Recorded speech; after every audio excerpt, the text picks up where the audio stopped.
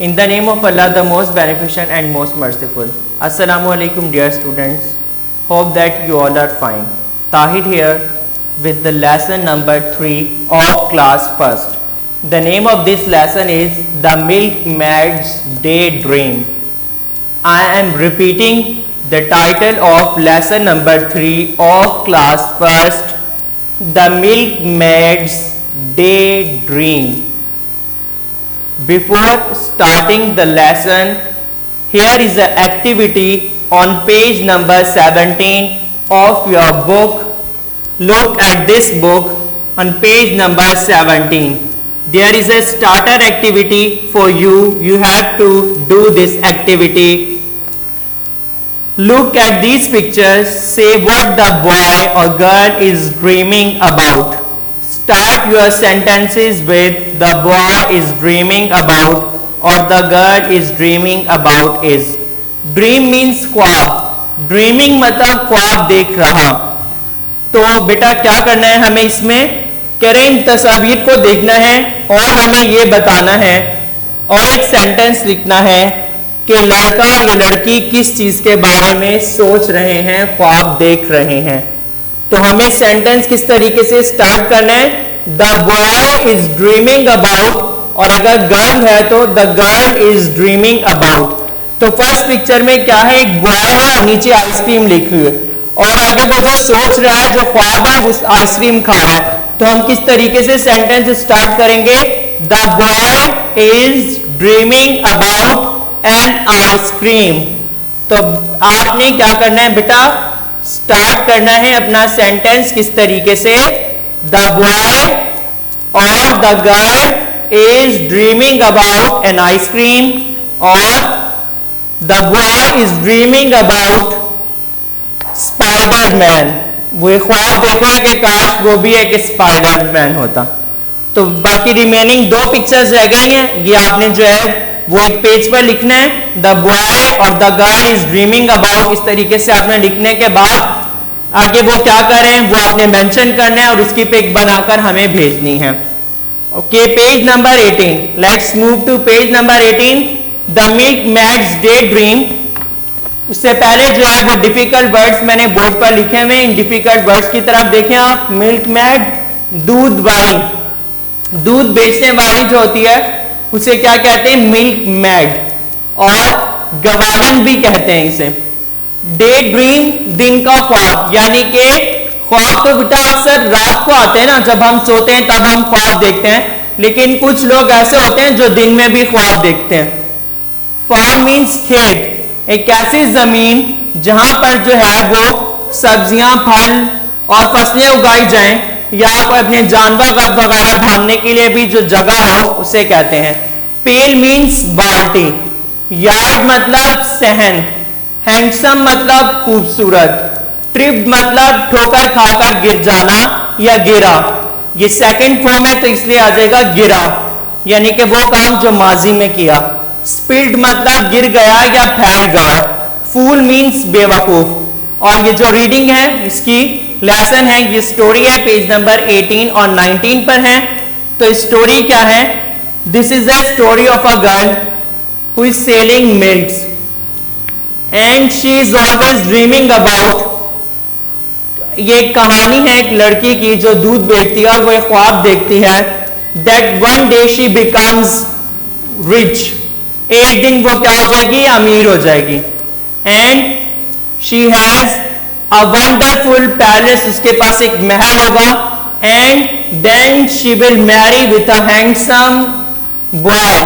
फिर वो एक खूबसूरत लड़के के साथ शादी करेगी और बहुत हंसी खुशी के she lived happily with him with the accessories or with the facilities she has in her home. But what happened at the end we will read in this lesson today. So please let's open your page number 18. One day a pretty milkmaid went to her farm. एक दिन एक खूबसूरत दूध बेचने वाली लड़की अपने खेत गई. She milk all her cows. वहां पर उसकी गाय मौजूद थी. उसने गाय का दूध निकाला. She put the pale of milk on her head and began to walk back home. और वो सारा दूध उसने बाल्टी में डाला और वो बाल्टी लेकर बाल्टी जो है उसने अपने सर पर रखी और फिर वो घर की तरफ चल दी. On the way she had an idea. She thought, जब वो बाल्टी सर पर रखकर दूध से भरी हुई बाल्टी बेटा सर पर रखकर जो है वो जा रही थी तो उसे एक ख्याल आया. उसने सोचा, विद दिस मिल्क, इस दूध के साथ आई कैन मेक बटर. ये अब दिन में ख्वाब देख रही है कि वो ये करेगी दूध के साथ. आई कैन मेक बटर, मैं इस दूध का मक्खन बनाऊंगी. I can sell butter in the market, फिर जो है वो मक्खन जो है वो बाजार में बेचूंगी. I can get a lot of money, जिससे मुझे बहुत सारे पैसे मिलेंगे. With that money can buy a lot of eggs, और फिर उन पैसे से मैं बहुत सारे अंडे जो है वो खरीदूंगी. She went on dreaming, I can say I can have my yard full of chicken. और वो इस तरीके से चलती जा रही थी और दिन में ही ख्वाब देखती जा रही थी और कह रही थी मेरा एक बहुत बड़ा घर होगा, घर का एक सहन होगा, सहन में जो है वो बहुत सारे चूजे जो हैं वो घूम रहे होंगे. I can sell their eggs, फिर जो मुर्गियां होंगी उनके अंडे होंगे, मैं उन अंडों को बेच दूंगी. So many eggs will be sold, जितने ज्यादा अंडे होंगे, जितनी मुर्गियां होंगी उतने ज्यादा उसके पास पैसे होंगे. Now please come on page number 19. I can marry a handsome young man, और फिर मैं खूबसूरत लड़के के साथ शादी करूंगी. I can call everyone from the village to wedding party, और अपनी शादी पर गांव के सब लोगों को बुलाऊंगी, जितने भी गांव के लोग हैं सबको बुलाऊंगी अपने इस खूबसूरत दिन पर. Such a big party, she thought, और सारे गांव वालों को एक बहुत खूबसूरत सी जो है वो दावत दूंगी, सब लोग बहुत खुश होंगे और मैं भी बहुत खुश होंगी. Her eyes were not on the road, वो ख्वाब देखती जा रही थी, दिन में ख्वाब देखी जा रही थी और उसे पता नहीं चला कि रोड पर उसकी नजर बिल्कुल भी नहीं थी. She did not see a big stone in the middle of the road, और रास्ते में जिस रास्ते से वो जा रही थी दरमियान में एक बड़ा सा पत्थर रखा हुआ था. वो जो ख्वाब देख रही थी, वो जिन सोचों में गुम थी, उसने वो पत्थर देखा ही नहीं. She tripped on it, वो उस पत्थर के साथ टकराई और लड़खड़ाती हुई गिर गई.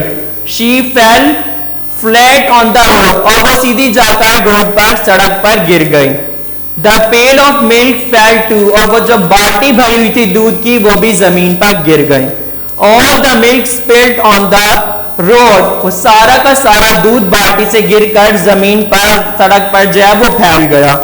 The maid sat up and cried, वो दूध बेचने वाली लड़की उठी और चिल्लाने लगी. What a fool I am, she said, कहती है मैं कितनी बेवकूफ थी कि जो दिन में ख्वाब देख रही थी. ख्वाब देखना एक अच्छी बात है, लेकिन दिन में ख्वाब देखना नहीं चाहिए. आप जो चीज करना चाहते हैं, if you want to achieve something, then you have to make a proper planning. अगर आप कुछ हासिल करना चाहते हैं तो आपको एक अच्छी उसके लिए प्लानिंग की जरूरत है, हार्ड वर्क की जरूरत है. So I hope you understood this lecture. Please read this lesson at your home carefully. If you have any question, you can ask. Tomorrow I will give you lecture about exercise. Take care. Allah Hafiz.